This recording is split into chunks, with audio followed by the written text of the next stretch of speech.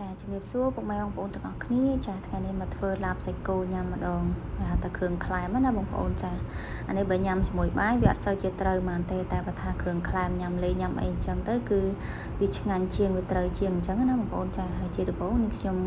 កាត់ការ៉ុតហើយនឹងទៅសក់ជាចំណិតវែងច្បាស់មូលអញ្ចឹងណាស្រួលផ្ទាប់ញ៉ាំអញ្ចឹងណាបងប្អូនចាហើយសម្រាប់គ្រឿងផ្សំវិញខ្ញុំហាន់ខ្ទឹមបារាំងជាមួយខ្ទឹមក្រហមហើយនឹងខ្ទឹមសម្ទេសបងប្អូនចា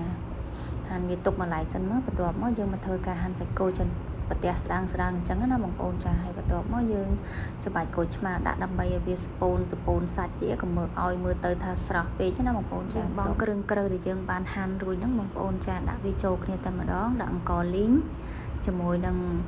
ម្សៅស៊ុបស្ករប៊ីចេងនិងទឹកត្រីបងប្អូនចាបងប្អូនចូលចិត្តដាក់អីផ្សេងពីនឹងទៀតអានឹងស្រេចទៅចិត្តបងប្អូនទេតែសម្រាប់នាងខ្ញុំគឺនាងខ្ញុំចូលចិត្តរសជាតិបែបហ្នឹងណាបងប្អូនចា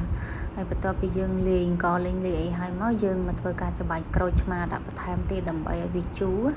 ឡាបនេះគឺត្រូវការរៀងជូរច្រះបន្តិចឯងបងប្អូនចាបើអត់ជូរច្រះគឺអត់ឆ្ងាញ់ទេហើយបើនិយាយពីសាច់គោវិញគឺឡើងផុយតែម្ដងបងប្អូនចាគ្រាន់តែដាក់ចូលមាត់ហ្នឹងគឺលាយបាត់ហើយមិនចាំបាច់ទៅពៀទេ